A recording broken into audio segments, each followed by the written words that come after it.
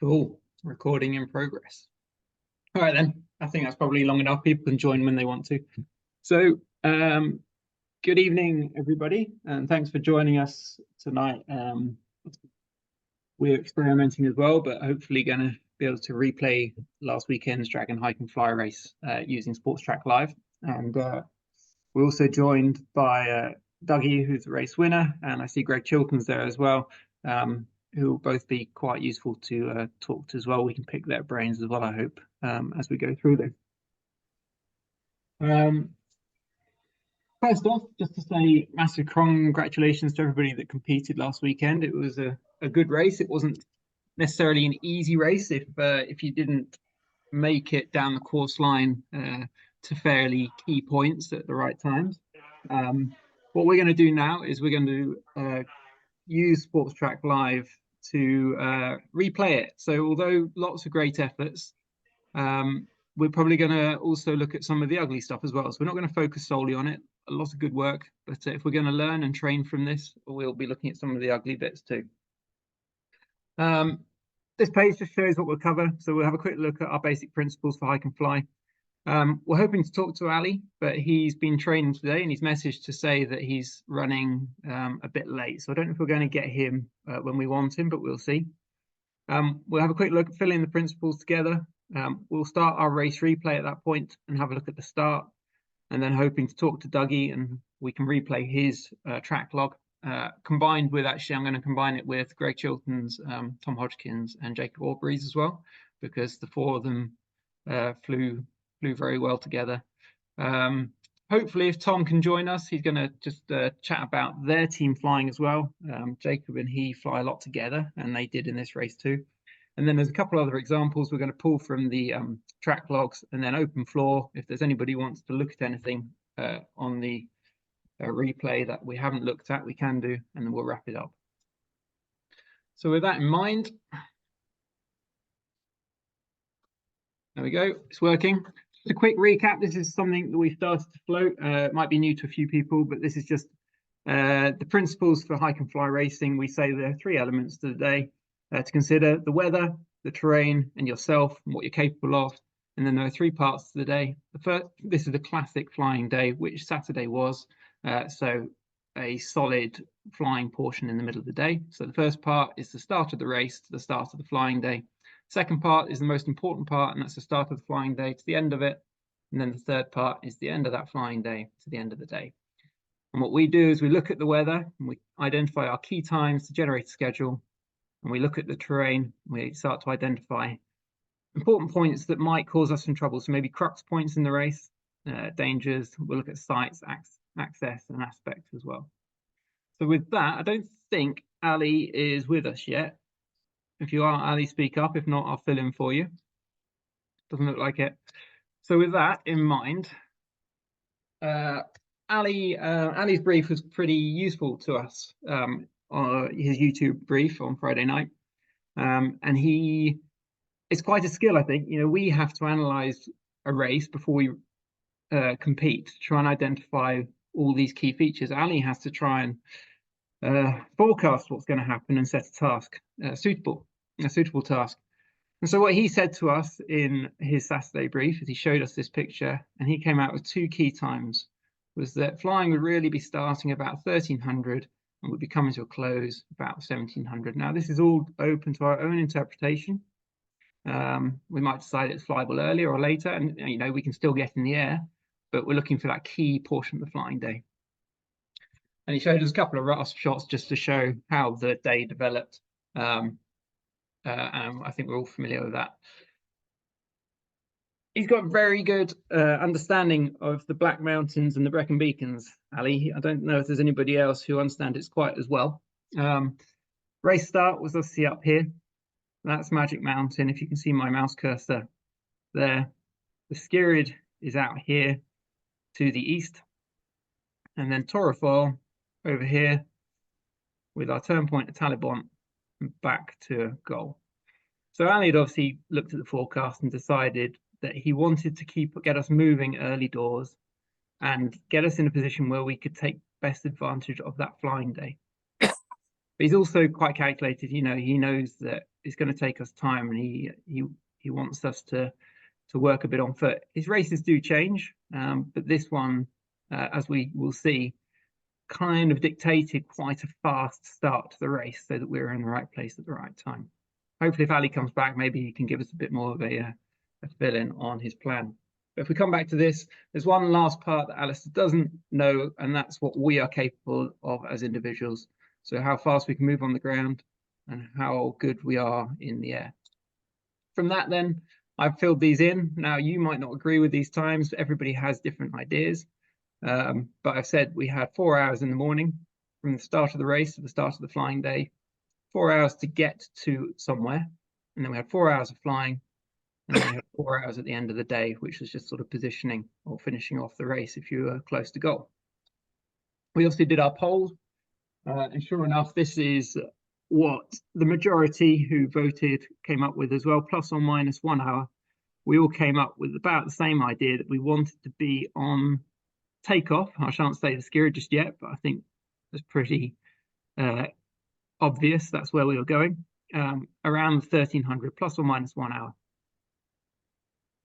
And the majority of us said yes, we were expecting to fly XC from the skier. We knew that it was going to be a southeasterly or an easterly wind, and that was going to take us towards Torrefor as our next turn point. So we'd all analysed it quite well, and we'd identified when we wanted to get going. So using this information, terrain, weather, ourselves, we've identified the most important part of the hike and fly day, which is identifying our takeoff location for the start of this part 2, when it gets flyable. And the whole focus of part 1 up here is to get ourselves here so we're in position to fly. Once we are there, it's about being patient and not rushing. And so from that, we can determine how slow or fast we move at the beginning, so in part 1, and we'll look at what this race dictated. Part 2, generally, if it's flyable and you're on the ground, you just need to move fast to get yourself back in the air. And then part 3 depends entirely on how your day's gone, if you're racing to goal or if you're just trying to position for the next day. So did this plan affect people's motivation to move quickly? 75% said that it did. They were aware that there was time pressure to get to the skiers on time to be in position for the best portion of the flying day. So with that in mind, I'm going to go to Sports Track Live. So this is Sports Track Live, a quick introduction to it. This is what Avery used to be. It's all right. It's got a few glitches, and hopefully it doesn't crash on us tonight, because it's quite a big replay, this one, with 50-odd tracks on it. But quick talk around the screen. There's compass at the top, so currently orientated north. Over here, depending on who I've got selected, you'll be able to see the timestamp. So we're currently 10 minutes into the race, 9:10. And then along the bottom is the sliding scale. If there's any other information, I will try and point it out as I go. Obviously, I can pan and zoom as we need to. So if anybody wants me to stop and look at other parts of the race, please do ask me to. So this is us. We're all starting down here at 9 o'clock. And if I hit, let's move my zoom bar, there we go. If I hit play, all our track logs start moving around. So immediately, obviously, we had a slight split up. Some went straight up the ridge. I was one of them. I was hoping to be able to fly a portion of this down to Magic, and others took faster routes. But ultimately, it didn't really matter, because if we just advance through the time scale, you'll see that all of us end up on top of the same ridge line, moving towards Magic Mountain. I've got a little bit far there. So let's come back. Here we go. So it's 10:20 now. You can see the majority are moving down the ridge line on foot, some faster than others. And we've got this advanced group here, which are Tom Hodgkin, Jacob Warbury, and Greg Chilton. Greg's the first one off, and they all take their own routes. So that started at 10:30 in the morning. First people launching at 10:30 in the morning. And then the route options are all, there's sort of 3 different options. Later on, we get some even more different or creative route choices, but everybody starts to move down the course line. The thing that happened to all of us, I think, because once we got up onto this ridge line, we identified something that was going to cause us some trouble in the first part of this day, and that was that strong wind. I don't think we were able to progress as fast as we thought we might.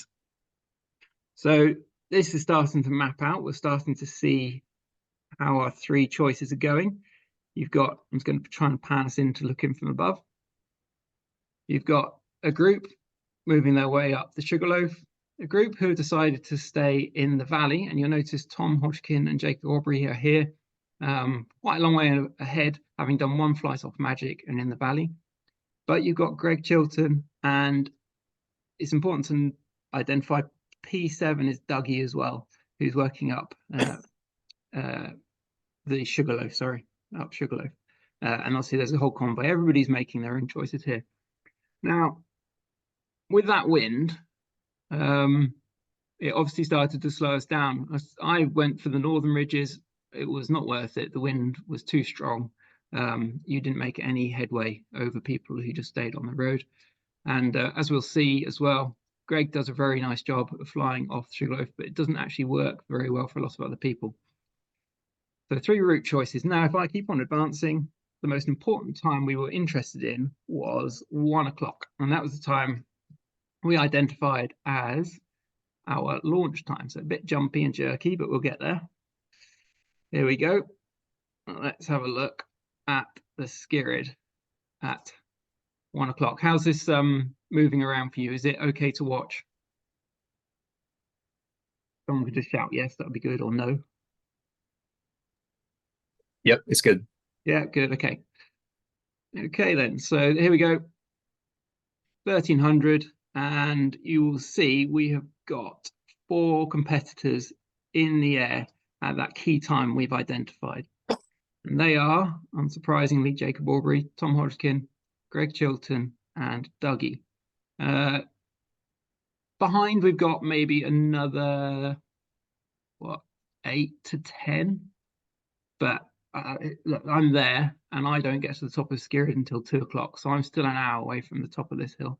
So you can see that's the 2 o'clock line there. Everybody else is even beyond that, and this lot here are going to be arriving in the next half an hour to 45 minutes. So that's the race start. Now, I think if we're going to analyze this race, that is one of the most key points to the way this race panned out. The speed at which those 4 in particular moved to the Skirid was critical to the way that they had success for the rest of the day. And although there's some anomalies back here, and we'll certainly look at them, most people here, unfortunately, just found that when they got somewhere like the Skirid, the doors were starting to close and the weather was shutting down on them maybe a little bit earlier than we'd anticipated. So we've come back now to the, we've hit pause there to this. We had a look at where the field was at 1 p.m. And as we asked in the poll, based on your pre-race planning, did you arrive at the Skirid when you wanted to? Half of the field said no, they didn't. Quarter of the field didn't actually have a plan. They didn't know where they were going to be. And a quarter of the field were happy with their positioning. And this is obviously really only half of the races. We've got about 30 odd votes in this poll. So the first point, because like I say, I don't know if anybody else has other ideas, but I think this is the most critical part of this race. So what happened? Why did we find that actually all but call it a dozen people, but I'm going to say 4 were actually behind in the race? So open to the floor, what was it that delayed you? Obviously 50% of people didn't make it to the Skirid in time. What was it that delayed you to get there?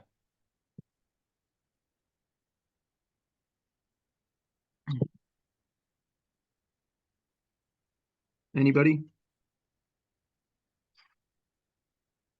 No? Okay, fair enough. So I've just gone through and put a few points in here. I've said the wind is a big factor.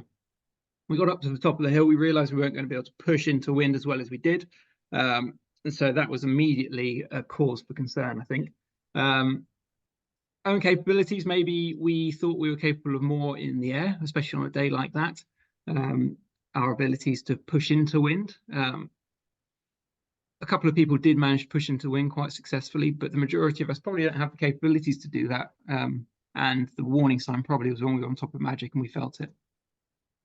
The option to replan. So at the top of Magic, I wish I'd done this. I just stopped for 5 minutes and pulled the map out. I was kind of set on my route, but I wish I just looked at the options on foot, because if I had, and I can just show you on Locus Maps here, if I had landed, or if anybody had landed at point 1, they could have been on top of the Skirrid. It's 11 kilometers and it's about 500 vertical meters. And realistically, you could have done that in, say, 2.5 hours. So if you're on the ground at about 11:30, well, that bit maybe 2 o'clock, but you see you could make some good distance. Those of us, I feel, that maybe started trying other routes like I did, which was up here, required another transition, a fairly poor glide down to Forest Coal Pit. I could see people overtook me on the road there. And the same goes for the Sugarloaf, really. It was quite hard work up there, and it was another transition and another climb that maybe wasn't required. So that's the replanning portion. Other bits in here, desire to fly. It's understandable. We all want to do it. And I was certainly thinking about my legs as well, thinking I could fly more of it than I actually could. Not having a plan is quite dangerous, because I don't know what you're going to base your day on. And time awareness. And that's something else I wish I'd done at the top of Magic. I was maybe a little bit absent-minded when it came to the time. If I'd looked at the clock, I would have maybe have realized I needed to get a bit more of a wriggle on. So what could we do at this point?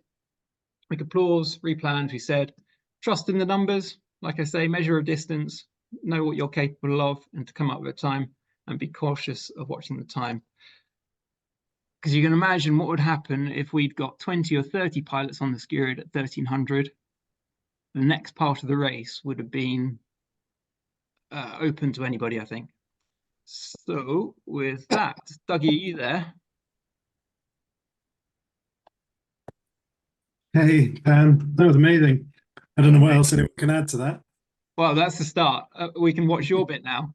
So what I've done, because it's a bit broken with so many tracks on here, I've actually started a second track. Okay, it's just got 4 pilots on it, which is yourself, Greg, Tom Hodgkin, and Jacob, because really after this point you go off by yourselves. Okay. On this one, Dougie, you appear as participant number 1. Okay, everybody else has got their names. It's just the way the files came across. And I'm started it at 11:50, and you're on top of the Sugarloaf, having done what you've done already. So unless there's anything you want to say about what you've done already. Oh, yeah, I think there was some really important moments earlier on in the race that are probably worth mentioning. Yeah. Yeah, so like, when I was, there's lots to say, but like when I started the race, I had a plan, and my plan was to go the route that Greg and Tom went and get as far up to Magic as quickly as possible. But the last minute sort of changed my mind and followed you guys up to see if we could fly the ridge. Yeah. But in hindsight, I made quite a big mistake there, because it added another 3 kilometers onto the route, which just doesn't help. So yeah, that was a big mistake, is not sticking to the plan when you're on the ground. Like, just changing the plan for a longer route was yeah, a bit stupid. But yeah, there was a really important bit flying to the Sugarloaf that I feel a lot of people missed, that I think was really critical. Almost more important elsewhere. Is that would you like me to go back to that? I mean, yeah, I can describe it. It's not too different, but I've not seen any of the track logs, so it'd be quite interesting to see. Yeah, here you go. This is you on the Sugarloaf now. Sorry, not Sugarloaf, on the Magic now. Okay, so there is a difference. Obviously got a bit more of a climb than the other guys. So obviously being there a little bit later might have helped. But you can see here I'm on a very, very lifty line, going into wind, and you know, the shape of Sugarloaf and the exact wind direction meant that the Sugarloaf was splitting the wind, and then it was rejoining in the valley right in front of Magic. So I ended up landing really quite high, loads and loads of height. You can even see I was trying to climb a little bit. And so this was the convergence in the back of Sugarloaf. And I think that improved the glide over massively compared to a lot of other people who flew into the kind of valley flow, where it's a lot windier and a lot sinkier. So I think trying to identify, when the wind's strong, it can be really unhelpful, but there's places where strong wind really helps, and that's where you get the strong wind converging. And you've got to try and, well, I certainly, because I'm not that familiar with the area, just looking at the shape of Sugarloaf, just thinking, wow, there's got to be a point where the wind's rejoining together. And I was trying to find that. There was a pilot in front of me who was doing a really nice job of just hunting out the lift that you'd find in the convergence zone behind Sugarloaf. But that kind of that made up for the really bad mistake of route choice at the start. So it was like a mistake and then a lucky thing that kind of cancelled each other out. So I managed to catch up with Greg just by choosing a better flight line, I think. Then here, yeah, Greg was amazing here. He was so low on the plateau. I was hoping to copy him and didn't get a jot. Must have been, what, 3 minutes behind to launch? Yeah. Can't have been much. Yeah, and then I just slunk down into the bottom of the valley, feeling quite frustrated that I'd made up time, got to the front of the race, and then just got stuck again. This was another convergence zone in the lee of the mountain, but yeah, it wasn't taking me any up. It was just taking me back, so I gave up with it. Okay. Yeah, when I was here, I was quite frustrated. I basically, because like you identified, my goal was to get to Skirrid by 1 o'clock. And I basically, because I'm not that fast on the ground, basically thought I kind of gone out of phase with the race and kind of lost it. But bumped into a farmer who was really nice and helpful. He showed me the way through his fields and straight up the back of this hill. And this was yeah, this was a great hill actually, and I'm kind of surprised more people didn't use it. It's not a hill we fly often here, to be honest. I'm I sure. thought it was a beautiful hill. Yeah, it does look like a great hill, and the way you're about to fly it certainly advertises it. Yeah, again, this was I quite liked it because again, it was in the lee of the Skirrid, which meant it gave the thermal somewhere to grow from. There's a sort of sheltered zone behind the Skirrid with loads of crops that were ploughed and loads of big brown fields that were baking in the sun, but in the shade in the lee of the Skirrid. Yeah. So Okay. I was, You're quite patient on it as well. I think you're 10 minutes and you're scratching a bit, are you, or soaring it? yeah. It just felt like there would be a thermal. I just needed to wait for it. Yeah. There we go. And then yeah, again, I just wanted as much height as possible. I was really acutely aware that the wind was going to be flushing around the Skirrid and Yeah. really strong. So I was quite nervous about getting, going on glide to it and getting pushed down. Yeah. And if I just pause you there as well, we can look where the others are. So you're on glide now. The other three are actually, put my mouse in the right place, are now on top of the Skirrid. Greg had a good Yeah, flight, and well, you can see it here actually. As you say, he did a very good job of flying off the Sugarloaf, and his glide got him to the back of the Skirrid. But if I hit play, we can see how you managed to cross. yeah. I wanted to go avoid the down flush in the back of it. So I went to the side of the Skirrid. Yeah, that's great. And Just, that's I the think point I had where all about four of 20 you, meters in it. was it? That's the point where all four of you are now in the air. And like I say, no one else is actually within half an hour of takeoff, I don't think. Yeah. So you haven't touched the floor yet from Brinoa. It was lovely doing some team flying with Greg. Yeah. Yeah, really enjoyed that. What I might do is just accelerate it a bit now. So here we go. So you're now going downwind from the Skirrid. Oh, let's try and chase you. There we go. Is there any point you want me to slow it down, Dougie? Just shout. Well, I would just say I go back. I'll just pause it there. Yeah. I think on the way from the climb from the Skirrid, we were flying over, and I sort of like shouted to Greg which way he was thinking of going, because obviously it's better to fly together.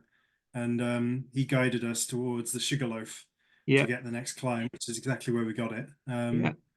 think I don't know if Greg would agree, but my strategy now that we were going downwind was literally to take any and every little bit of lift that there was. I'm happy to really be patient with any any form of climb as long as I'm being drifted in the right direction. I'd like really came off the gas here and just went to climbing mode. Yeah, Because every meter is just, we're going in the right direction. So yeah, I think we basically took every bit of lift that there was. great. I'll hit play again for you. There you go. It's It was quite very, interesting. You've very got close to joining and sort of pimping off the top of Tom and Jacob, but we kept kind of bumping into good climbs, so we didn't need to do that. yeah. But yeah, that was the backup strategy, is if things looked worse, was just to make sure that I was always above Tom and Jacob and just pimp them. That's pretty useful. So here we go. We've come off.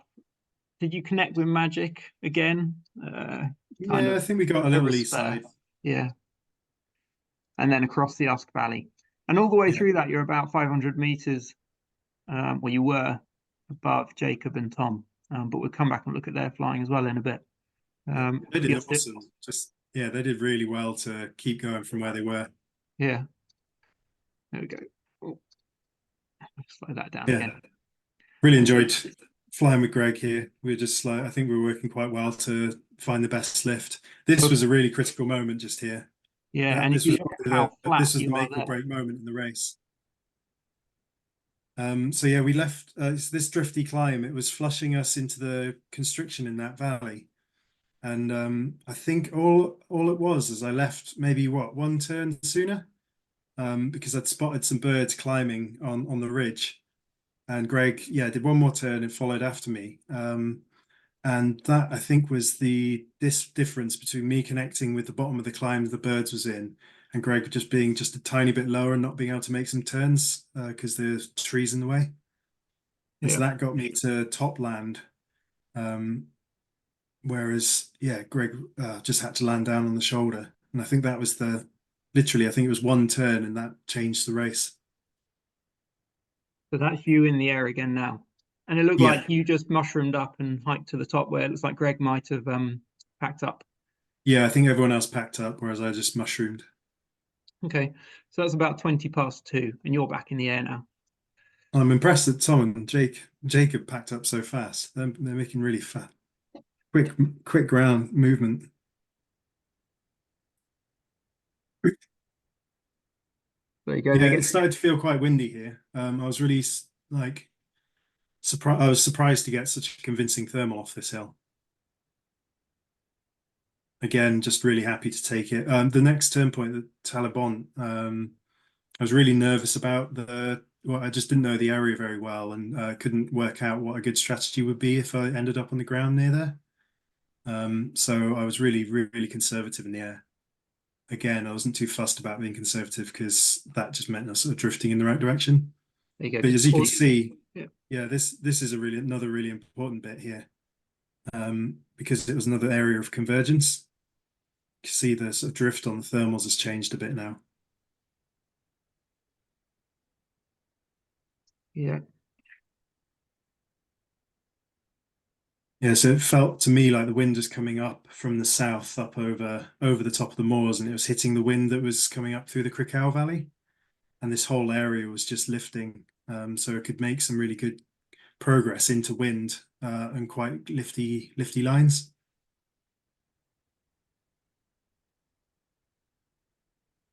It's quite drift, isn't it? Every time you're Yeah, turning. it was pretty. I think I was getting like 27 kilometers an hour, like of wind, maybe 22. I don't know if if this says what the wind is. Sometimes it does. Yeah, it's a bit unreliable that. Sorry, I've lost you. Where have you gone? There you go. But yeah, I just wanted to get as much height, and then the whole area started developing at this point. There was quite a big set of convergence clouds, and so I was just kind of like every glide was nudging me towards the clouds. And I don't know if it's this climb, but one of them took me up to cloud base finally. Not, and once I got to cloud base, I thought, right, fuck it, let's try and make some progress towards the goal. This felt like awful glide. Like, I was on full bar, and it felt really sinky. I was getting sort of -3. It felt like the wind was flushing over up and over, and I only just connected with this ridge, and it felt very windswept at this point. Kept feeling like I was just getting blown back over the hills. And I was really nervous at this point of landing as well, because I knew if I landed, Greg would just fly straight over my head. Yeah. Because I'd seen him flying quite well over the Taliban, and knew he was within catching me. Yeah. Again, just trying to just grovel my way around this corner. I really like And this, but when you get into this valley just before the last turn point, we can see how low you are in there. yeah, there was a huge cloud over this valley, so I knew it was going to be good. I just wanted to make sure I got there with enough height. Yeah. And Yeah, I that's could have it. kept climbing very easily, tagged it and went down. To go. My legs were very happy. I bet they are. And then if we just pan back out again and have a look at where the others got to, they've all done well. So Is they've that all where Greg fled. landed? Yeah, Greg has landed Yeah. just in the Usk Valley again, but south of Langorse Lake. And Tom and Jacob have gone around the top end, but we can come back to this lot as Oh, well in those a guys bit. are so fast on the ground. It's ridiculous. Yeah, so that's pretty good. Did you feel when you were leaving the Skirrid that the day was on? It was at 1 o'clock. There wasn't much going on in the sky. There wasn't a huge amount of cloud development, was there? Well, I think after I got the climb that took me to Skirrid, I knew that Yeah, I sure. think at that point I knew if I was really patient in the air that it would be a good 3 hours flying window. Yeah, yeah, okay. Yeah, patience is a good word. We'll see that one Yeah, again, I think, in a bit, because I patience is think fairly key. yeah, And it's exactly. obvious with your flying how patient you are as well. You know, you like if you look at some of these climbs or turns you've taken, they're just, they're flat, but as you say, you're drifting in the right direction. This one in particular, as you said, over towards Torrefoyle. If we come down here and look, you're just level, but you're progressing Yeah, nicely, aren't you, towards the hill. I think that was a .2 climb or something like that, Was but it it? was just drifting us. And again, over here, the way you're working your way around these hills, real patience in the air, which, I think, yeah, I don't know, flying into wind is something I'm trying to work on. And it's working.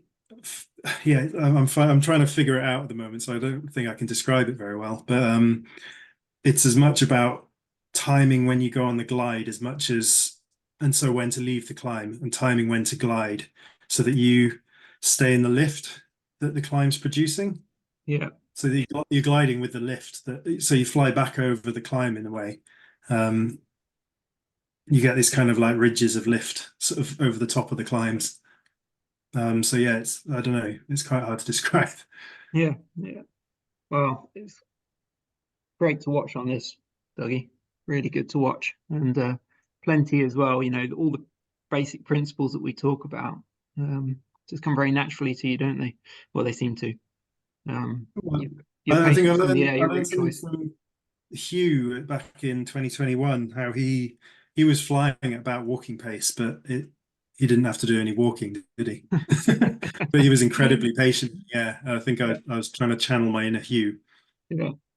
Were there any points on this you'd like to have a look at that we maybe glossed over, or are you happy with that for now?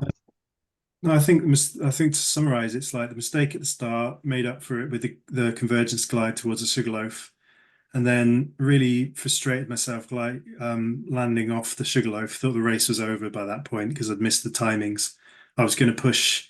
I told myself I wasn't going to run, but I was going to push really hard to get to the Skirrid and make up for the mistake. I think that is a thing, is if you make a mistake, you can make up for it. Mm. But you just have to try harder. And sometimes that can put you in a spiral downwards, but sometimes it can get you out of these kind of holes that you get yourself in. I think it was really lucky to get a good climb that took me onto the Skirrid. And then from the Skirrid, I'd say patience was the new, like dialing back, taking the speed off, and just trying to stay in the air for as long as possible. Yeah. And then yeah, patience going back into wind, because the day was probably about the best it was going to be, about 2:30, 3 o'clock. I don't know Yeah. what time where I was at that point. Where do you want to be? 2:30. There you go. Straight on it. So you've just climbed out from Torrefoil and you're heading. This is the point where all the clouds started to develop, and the climbs actually went up to the clouds. So I Yeah. think this was the best part of the day. Yeah. And although we haven't got the other track logs in here, looking at that timestamp there, really we weren't seeing people getting away from the Skirid until about then anyway. So you four have taken a huge lead at this stage.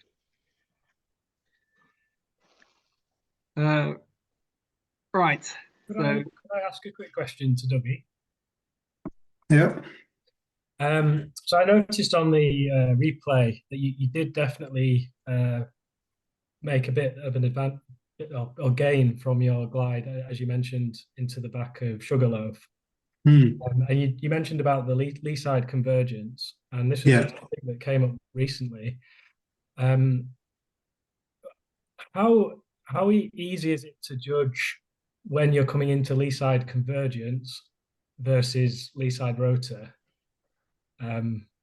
Is there a process that you have to help gauge that?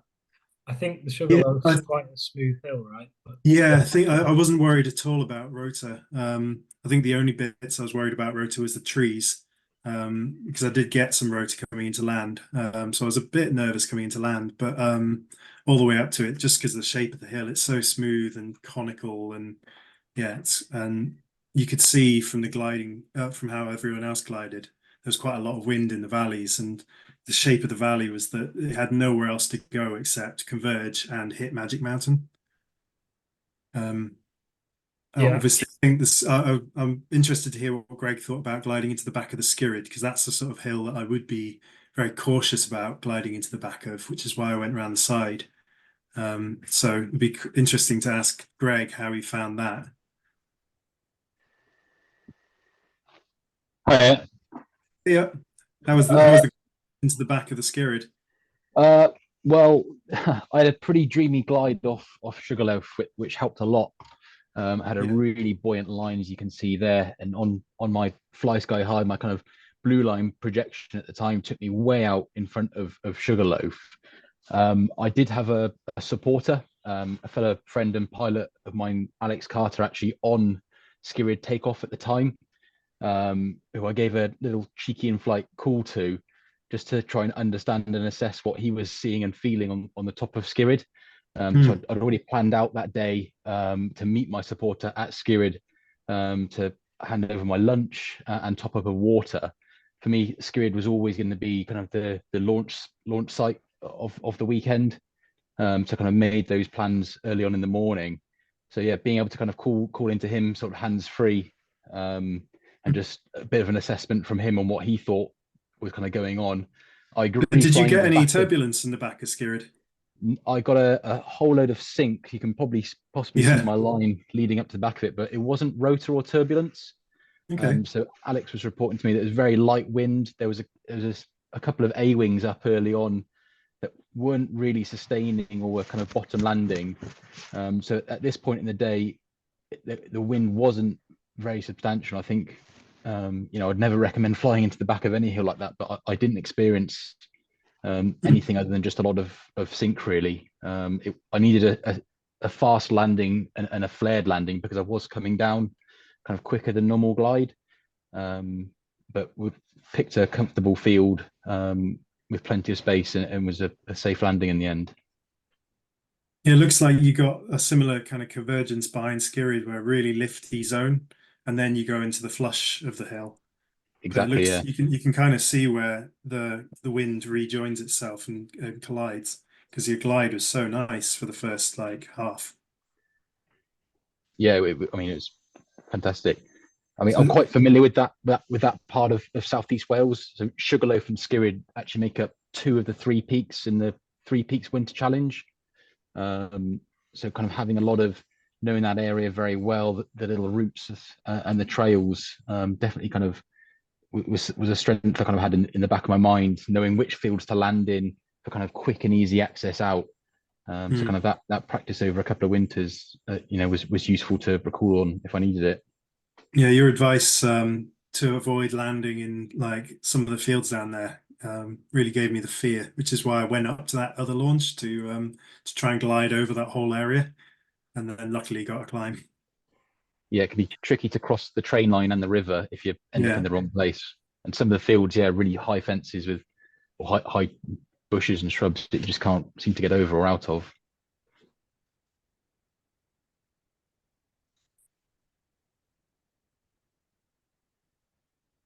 I hope that answers your question, Andy.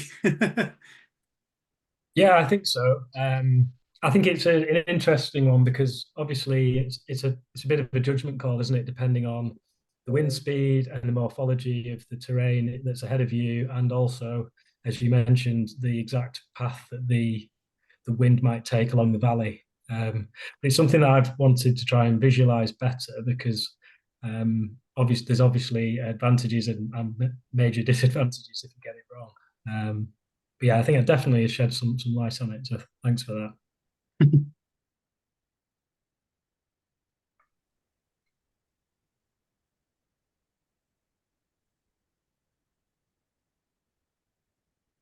Does anyone have any other questions?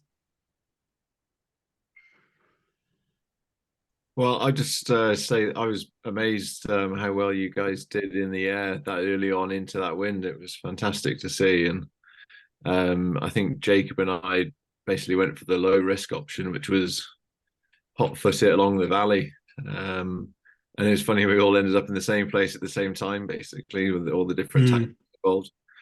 But yeah, very interesting. Yeah, Tom, there's now no you're way I here. could keep up with you guys. Not a chance. Um, On the ground. I don't know. But yeah, no, I was fairly pessimistic given the forecast I saw on SkySight about how much flying we'd actually get done all day. To be honest, didn't look that great from the forecast I was looking at, and we even thought, well, maybe we get to the Skirrid and glide over towards the Blorange and lob off the Blorange, because the day before there was a really nice convergence line from the Blorange over towards Tallybont. And that was even an option that we were considering, depending on what it was like when we got there. But yeah, I mean, I didn't. I mean, Bryn Arrow actually worked quite well last year as well, but I wouldn't have expected to sort of go up there and get to 1,200 meters and glide onto the Skirrid. It was amazing. Right, Tom, now we've got you. I've got you down next because I know you raised the question or the point about team flying, not just gaggle flying, but team flying. And obviously you and Jacob fly a lot together. You fly abroad together a lot as well. Do you mind sharing your thoughts and how you and Jacob Well, work I was just interested to see if anyone else had sort of done it or, on that race or considered it. Because, yeah, as you say, Jacob and I do fly quite a bit together and we seem to be on a very similar wavelength. And we actually got radios off our supporters at the Skirrid. So you're flying with radios. That flight we had radios, yeah.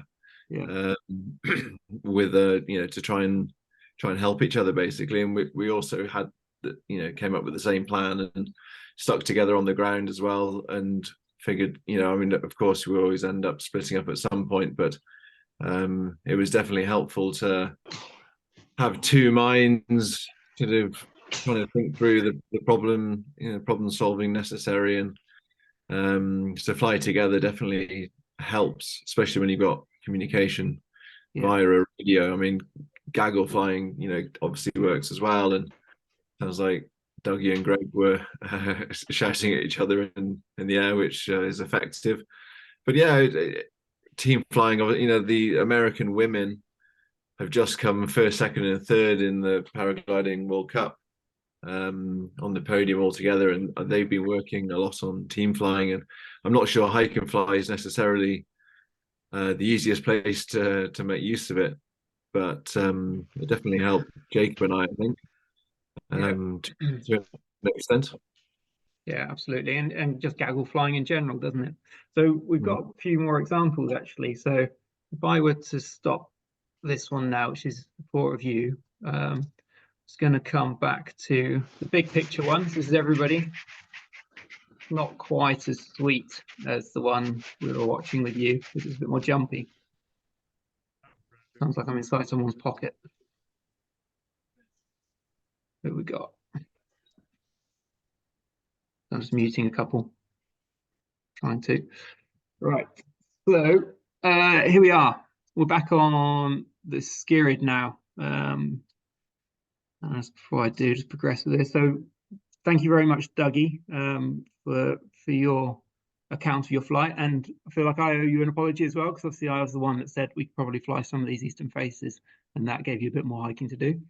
And thanks very much, Tom. Obviously, we've seen quite a lot of you flying with Jacob there, team flying. But if we keep on looking, then so other events in the race I'd quite like to look at. He's already mentioned it, and we ran the poll.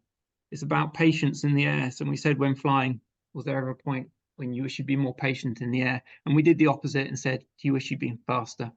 So you're looking about 75% reckon they should be more patient, and majority didn't think they needed to be any faster. And just as Dougie says, and having spoken to Hugh Miller as well, even if you're doing 6K an hour over the ground, it's saving your feet. So with that in mind, I think what I want to do is come back to this.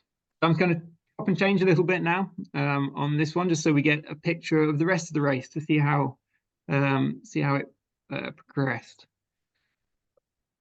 So who should we go for? I've got to pick one of these.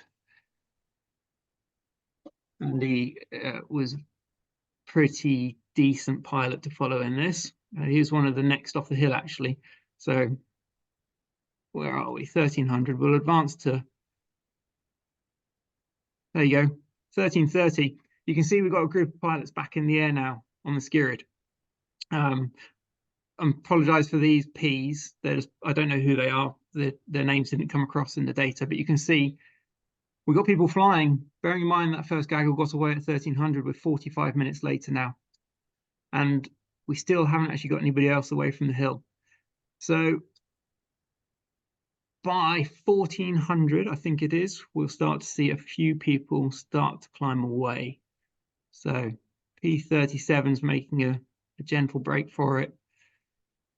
And eventually, I think P21 and Andy get away.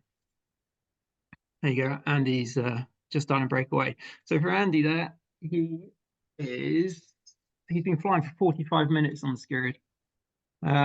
Very easy in one of these races to decide you're not getting anywhere and just to take a sledder. But in this scenario, that would have been not necessarily curtains for the race, but that would have really been detrimental to your race. So well done to him and a few others here that actually stayed and saw this for a good 45 minutes, almost an hour before they finally got away. And you'll see the mistake I'm talking about as we watch this. You'll see some people will start to take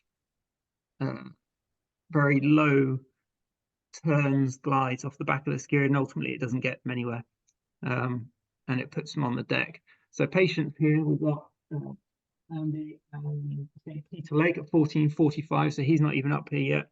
There's another one, he waited for almost 45 minutes. He's P14, Peter Lake, and you can see he's scratching around. This is what I mean about the day, how it actually got quite difficult over here for quite a long time.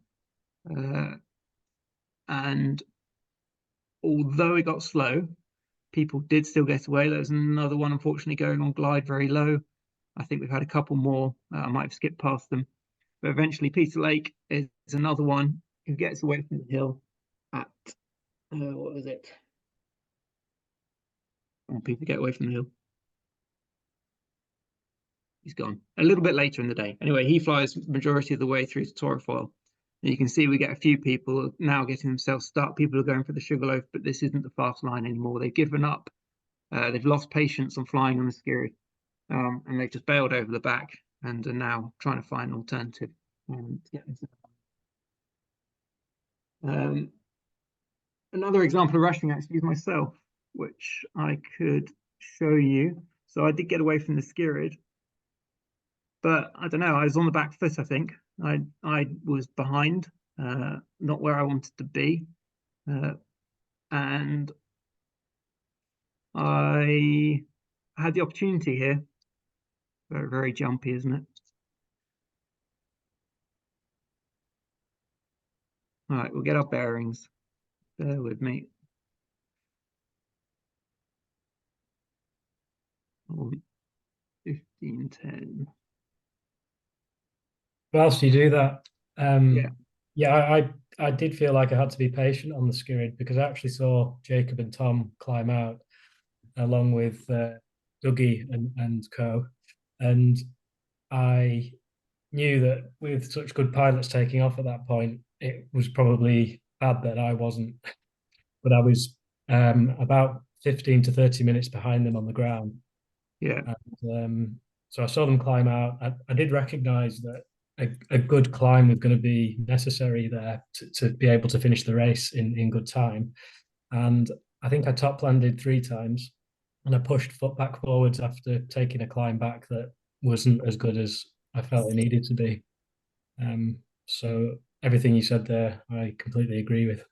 Yeah. It takes some discipline, doesn't it? When you feel like the leading gaggle's getting away from you, and you just need to be moving down that course line. Yeah, and the fact the wind actually felt like it started to go a bit off to the south, so it became harder to soar the Skirrid as well. And then luckily, when the next strong cycle or thermal came through, it pulled the wind back onto the hill and enabled me to top launch, to relaunch. But and then it really did become difficult after that, I believe. Yeah, yeah. And did someone, was it James Dell fly onto the Skirrid? I wasn't sure if I saw that in the track log. Let's go back. From the south side. I got round to the front of it. I didn't land on top of it. But you still flew around onto it. Where did you launch from? From Magic. Oh, well done. So Wow. you flew all the way to the Skirrid into wind. Oh, thank you. Well, where's that, James? We've missed that one. I feel like this is the biggest Yeah. biggest thing in the whole race. Yeah. Right, we're going to try and find you, James. 1 second. Did you see his name appear on here? Is that? Yeah, I did. Yeah, I Yeah. think it was 14:45-ish, around between 2 and 2:45. Okay. Coming onto the south side of Skirrid. Right. Where are we? James Dell. Yeah, there we go. Right, James. See if we can watch your We need flight. to watch this. Yeah, absolutely.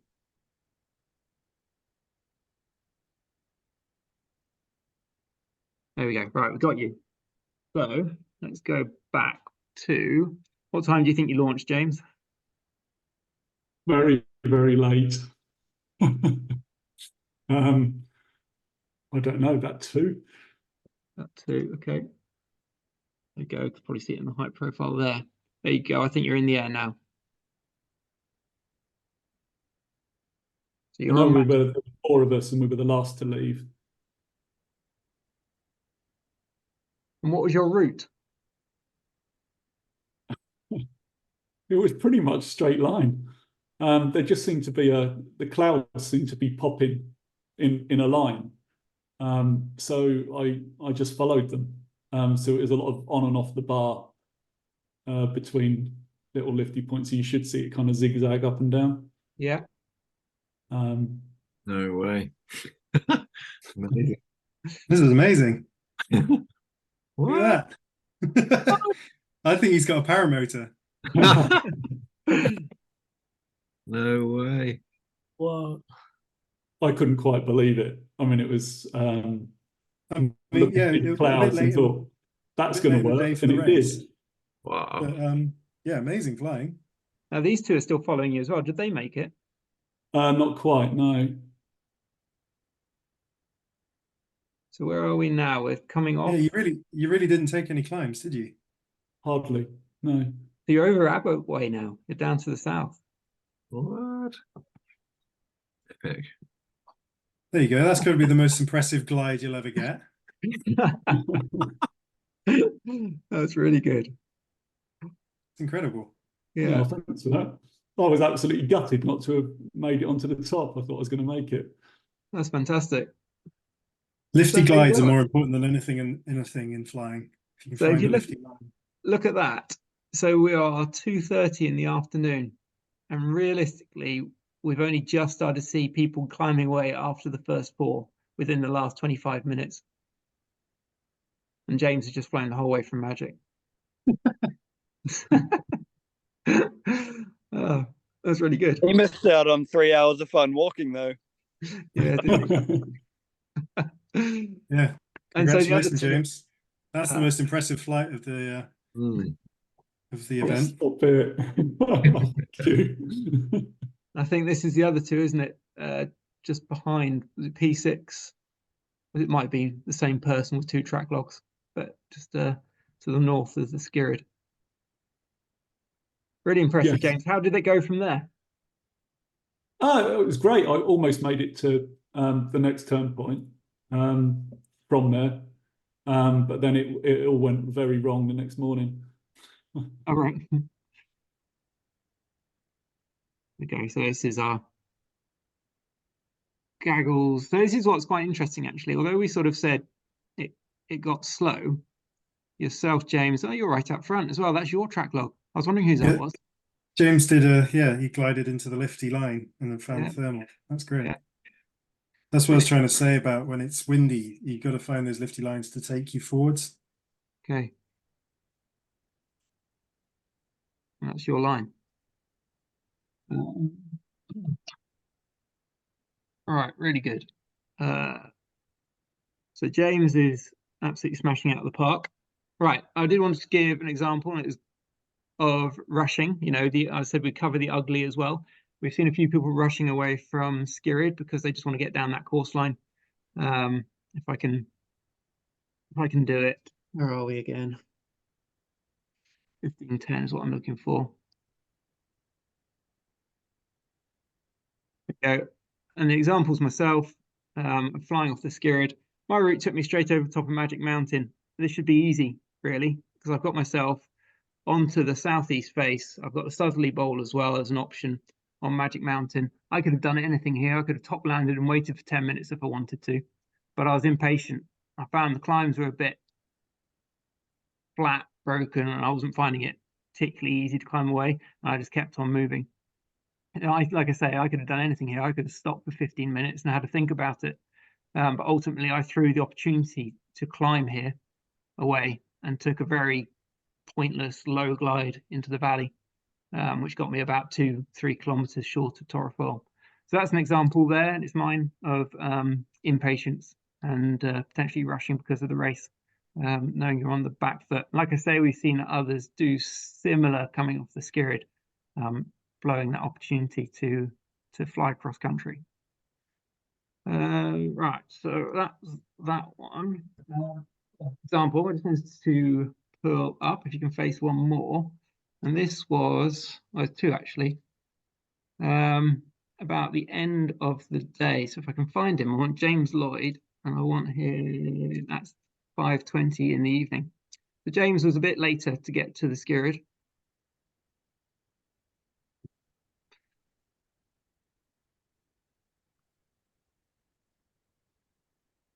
Come along. Right, there's James there. So he's actually left the Skirrid relatively low. And this is 5:30 in the evening now. And certainly where we were over in Torrefoyle, it was looking pretty slow. So we're on James Lloyd. Quite a late departure. You think about how many people have actually left the Skirrid now because they thought the day was shutting down and they were leaving early.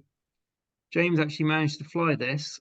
I wouldn't be surprised if he landed higher on Torrefoyle. Okay. Where's that gone? You've changed person now. Yeah, I did change person. I clicked on someone. Dear. Right, 1 second.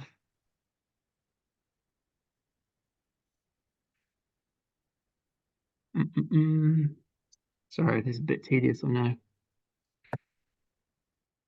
Well, we're going to go to someone else just to get our timings. If you click one of the blue icons in the sort of bottom left, it'll bring up everybody's name, and you can select them there as well. Yeah, okay. What I will do. Sometimes it crashes if I do this. So if I turn video off, there, bugger. Okay, well that's that one then. Unfortunately, when that crashes, it takes a while to get going again.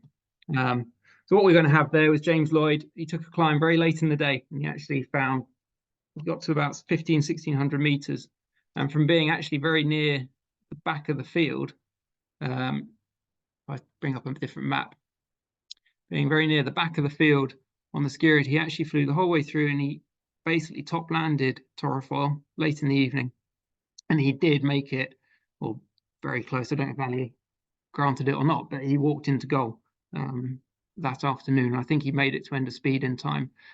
And another example we had was Alex Coltman. We had a group of us standing on top of Torrefoil at the end of the day, well, not the end of the day, 5 o'clock, and it had gone quite grey, and we were trying to decide our options, and Alex just scratched and scratched and scratched, and eventually flew down this ridge line and pinged out, and he got up to about 1500 meters and flew his way right out of Talibon, out of the beacons and back towards Langhorst to ultimately make it to goal that night, although he had to finish the next morning. So with, unfortunately, Sports Track Live crashing, I think we got most of what we wanted out of that one. I think there was one more piece on here, and it's just an interesting point. This is Jacob Aubrey, actually, so we can show you this one. It's just a point on mapping in the local area. Jacob obviously had a fantastic flight with Tom just below Dougie and Greg, and here we go. This one is still working. So where is Jacob? He's just here, and we'll take him to later in the evening. Here we go. So Jacob's walked his way in. He's flown round most of this, and he's on the ground here. Andy, you were really, I think it was you were really close to pipping him here, and this is purely navigational problems for Jacob because he was using Ordnance Survey maps, and he didn't see, these are the same two spots. This is open cycle, but there are obviously different versions. You can see the difference in the number of paths that are marked on Ordnance Survey versus some of these other third-party mapping apps. So Jacob was down here, and he walked all the way up this valley and back along this ridgeline. And Andy, you actually almost, a shame we can't replay it now, glided in, and you landed, you were about here just as he came into the end of speed, I think, and you almost had him because Jacob was unaware of these paths that would have taken him up to the end of speed. So it's just an interesting one as well for everybody that wants to do more of this in the local area. Have a look at the other mapping options that are available. You might find they save you some heartache. Right, open floor then. So I can try and hit reload, but I don't know if we're going to get Sports Track Live back, unfortunately. Is there anything anybody else would like to look at?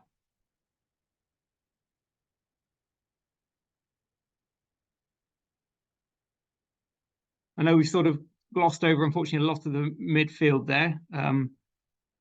This is this is completely crashed, so we won't be able to do that. But what we'll do is we'll make this all public again, so you can go back and have a look at these tracks in your own time, analyze your own races as well. Maybe have a think about what we've talked about, and especially what the top guys, Dougie, Greg, and Tom have discussed as well this evening, and think about how that would change the way we approach our races.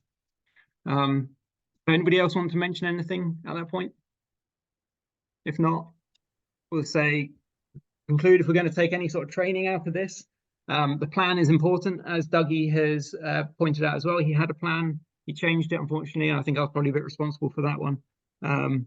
But you have a plan, you know what your time frame is, hence time awareness is very important. Your ability to replan as well if things change. I don't know about everybody else, but I was surprised to feel the wind strength as strong as it was up on top of the hill. Patience in the air, you know, you do a lot of work on the ground to get yourself into the air, and flying is the bit we enjoy. So do take the time to enjoy it and don't rush. And then we've looked also at the power of team flying and gaggle flying. Unfortunately, there's a couple more examples. If you go back and look at the track logs, you'll see that several gaggles of about 3 to 4 pilots did leave the Skirrid between the hours of about 14 to 1500. and made good distance towards Torrefoyle, so they work very well together. And again, this is what we discussed. So our 3 parts of the day to consider when you're planning: the weather, the terrain, and yourself. And then the 3 parts of the day in a classic flying day: your positioning portion, the flying portion, and then the end of the day to finish it off, whether you're finishing the race or just positioning for the next day. And with that, I'll say, are there any questions, or would anybody like to ask anybody else, especially considering we've got the podium finishers on the line at the moment? Any questions to them?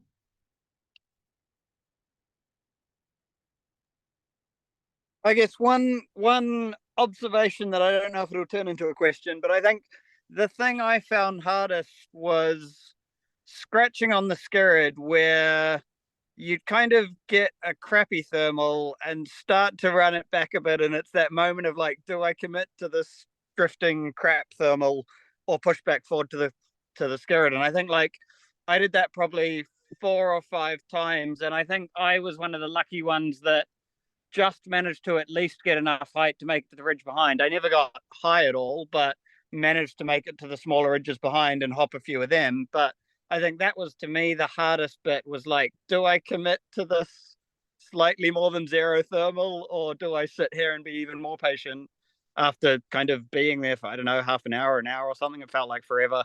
And I guess I don't know if anyone's got any thoughts or tips on how you make that judgment call.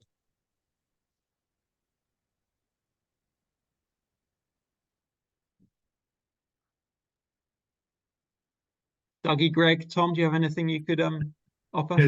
What time were you there, Dave? You'd think that I'd know that. Probably half 2ish, or it was as everything was grey, like the sky was just grey and kind of misty looking, and I like it didn't look hopeful for getting high. So I was kind of like, well, I'll take the best that I've got and commit to it. Yeah, I think it's really tough from my perspective. I don't know how everyone else feels, but yeah, I think I think you're right to find that a hard decision to make, because you know it was obvious people have climbed really well much later in the day, but you know the forecast was just on a deteriorating outlook. So yeah, you could spend hours there and never get away. Yeah, it's a really tough one. I don't know. I think in that situation, one of the clues may have been how well people were able to connect to the skirid, albeit a bit earlier in the day. There was lifty air around, so it might have been worth a punt. But then others tried it and it didn't work. So yeah, it's really hard to know exactly when to move on and when to be patient. But I guess it was a long old way from the skirid to Torrefoyle on foot. So yeah, it was definitely one of the key flights that needed to happen, I suppose. So yeah, it sounds like you were right in being patient there, Dave. Yeah, until I was on the little ridge behind, and I just decided to turn downwind and hope, which was a bad idea. Yeah. I mean, I don't know about others, but or what it was like when you were there, but I really did notice that because when it's windy, you know how it is, you always get the better climbs. If you push a bit further into wind, you often get the little straggly climbs that kind of spill over the ridge, but the best climbs are usually a bit further out in front.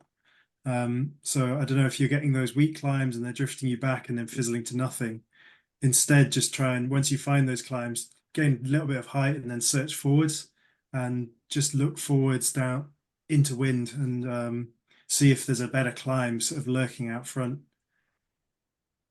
Yeah, that was actually the difference I had, because I was there when there were about a dozen of us soaring, and I was the only one that even vaguely got away. And that was purely because I was thinking I need to push forward, and everyone was soaring in a bit closer. So like, as advice for others, that was what I found, was actually don't soar the ridge, get a bit of height soaring the ridge, push in front of the ridge, look for something and take that, because that was what got me away. Yeah. Oh, well, that's great. That worked for you then.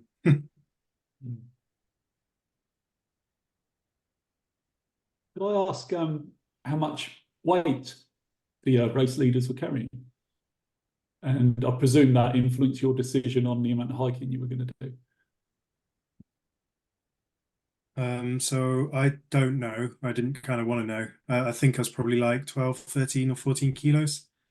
I woke up with a stinking cold and had not slept all night because I had snot pouring out my face. So I didn't start the day well, and decided that I didn't want to do very much walking. So yeah, I was keen not to walk. Yeah, I was carrying a bit less weight than that, I think. I don't know exactly either. But again, I had a supporter that was able to top me up with water and things, so I was able to really minimize on the weight. And I woke up feeling pretty good, so I just thought, right, I'll get my head down and on the road, get the miles in there, and know for sure that I was going to get to the Skirrid at a reasonable time. I didn't know exactly when, but I thought, well, it's a low risk option. I'll just glide down, land, pack up quick and hit the road. And then nothing could go wrong, but nothing could go really well either, so I didn't give myself that option of being able to fly onto it. But I was aware of that, and I thought, well, that could be worth it given the wind as well that we're feeling on Magic. So that's that was my tactic. But yeah, it's certainly a lightweight pack. I don't know what I was carrying, maybe 9, 10 or something like that. Definitely helps. Yeah, I'd point out, I think that Tom's strategy was definitely the strongest and safest strategy. I think I was just lucky, really, to get the climbs I did. And Greg, I don't know, how did you feel on Sugarloaf? Did you think you were going to get that climb that got you to Skirrid? Because it was considerably slower going up Sugarloaf than it was for Tom running straight to Skirrid. Yeah, I mean, my plan to get to Skirrid was pretty much set in stone the night before. I think we chatted early on in the morning, and I sort of discussed, my plan was to be really fast out the gate and run along the road. I actually had a water drop the night before, so I had some a litre of water and a Lucozade kind of hidden about 4 kilometers down the road, that allowed for that kind of initial fast getaway. But it was always in my plan to fly off Magic, to glide as far as I could, hike up Sugarloaf, and then either just lob off Sugarloaf or run those 2 peaks of what is the Southeast Wales 3 Peaks Winter Challenge. That was kind of always my plan. So I kind of stuck to my guns there, really, on that. Did you think that was the faster route than running through the Llanbedr Valley?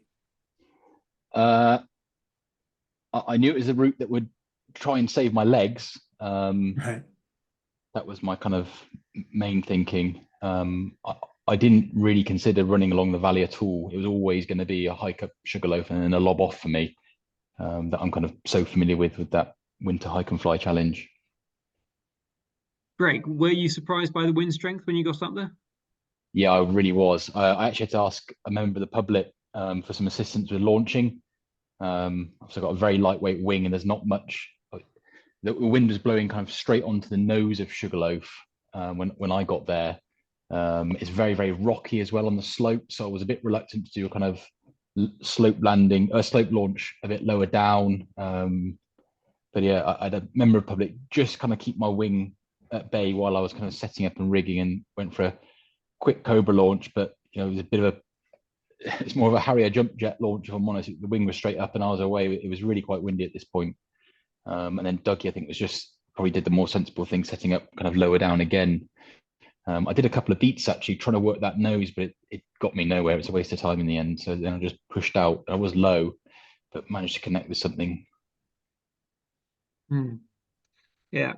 What do you think drove the stronger winds that day? I noticed the inversion was very low. When I drove to the Black Mountains, there were hot air balloons up, and that was at about 7:30 in the morning.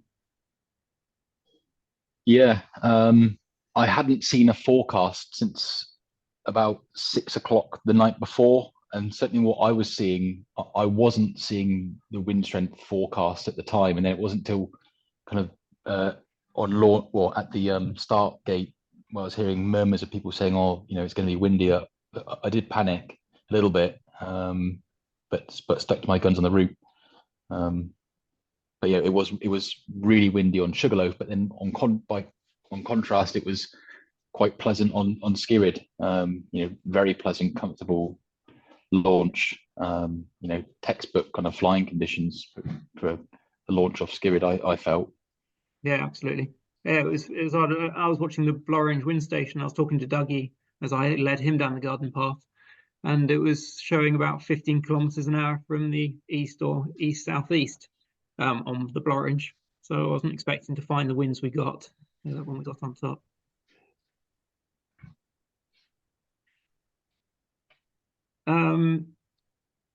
If you can still see the screen, this is just a quick snapshot. This replay is actually everybody who's finished. There's 3 replays you can watch we put together. This one's got 19 people on it, and this is everybody that's finished the race, so made it to goal this year. And this is what I mean about the divide. So that is our 4 leaders, and then this is everybody else, and we're approaching 2 o'clock. And I think maybe P3 might have got away, but everybody else is actually no, P3 might be James Lloyd, actually, who had that very last minute flight from the Skirrid 5 in the evening. But that was the split. And that was us being late to the hill. James, did you want to? Were you asking a question there? I was just, I just wondered, did anybody get a decent flight on day 2? Not that I've heard of.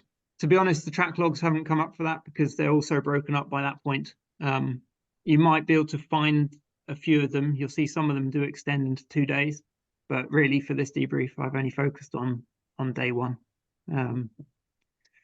Yeah, so sorry about that, but maybe if we go back, we might be able to find some. I slogged it to death. I wasted 2 hours, but I thought it was worth a shot just to see if I could actually do it. I slogged for 2 hours on the hill just in front of the end of speed instead of walking off. I was being stubborn. I didn't want to walk off. I spent 2 hours on this hill just trying to fly to that hill, and it never happened. I ended up floating off and walking up into end of speed and walking off. It was tricky, but maybe in the hands of No, why couldn't you launch? Was it too windy? Was it too like what were No, the I was problems? launching. I launched pretty much every aspect of this hill, actually. I launched in here a couple of times with kites climbing. Well, they weren't. I saw 4 birds, which is what got me get the wing out of the bag. But it all sort of quietened down. I came out here and I flew off the eastern side, just wanting. I was to your flight, actually, Dougie. Showed, you got through here basically at ridge height and then into the valley and climbed. But I flew most aspects. A few guys were launching on the lee side over here just to cross the valley. But I just wanted to find a climb just to get me to fly through end of speed and into goal. But I never got it. I flew probably 4 or 5 times on this hill that morning.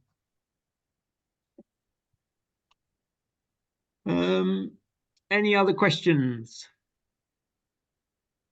Points? Suggestions? I don't know. When I was in the air with Greg, I thought I was keeping in mind stuff I'd kind of like picked up from like normal paragliding races, so not hike and fly races. Just about how to, I mentioned about pimping off others that lower than you, and like there's a few strategies that you can learn from flying proper competitions, with how to make the most out of what other people are doing in the air, and I found that quite helpful. Greg was doing it really well as well, just sort of making sure that neither of us ever really got the advantage. We were kind of keeping with each other, not letting one person sort of drift away, get a climb, and you're never letting someone get too far away from you, so that you can always use each other. I think that was like just something to mention, is that like the benefits of learning how to race well in the air. Obviously we were going slowly and conservatively, but we were still like using each other. And certainly like I mentioned earlier, always had the backup of Tom and Jacob lower than me, so that if anything felt a bit desperate, I'd just go and sit on top of them, and use them to find the lift for me. Yeah. And it's very noticeable as well. We look at these 4 pilots here. You know, they're all racing internationally as well. They're all going abroad and flying. Very competent racing pilots as well as hike and fly pilots. And obviously we've got Alex Coleman as well, who doesn't pretend to be much of a hiker. He flies as best you know, most of the route he possibly can. And Alex, if you're familiar with Alex, is obviously one of the best pilots in the UK. And he comes and does these races with us and demonstrates how to do it in the air too, without necessarily moving quite as fast on the ground. So it's interesting, and you know, this is where it's got to go. I think this sport for us in the UK is hike and fly pilots. If we're going to support them, they need to be like the guys we're seeing at the front here who are going abroad and racing abroad. It's a mixed discipline.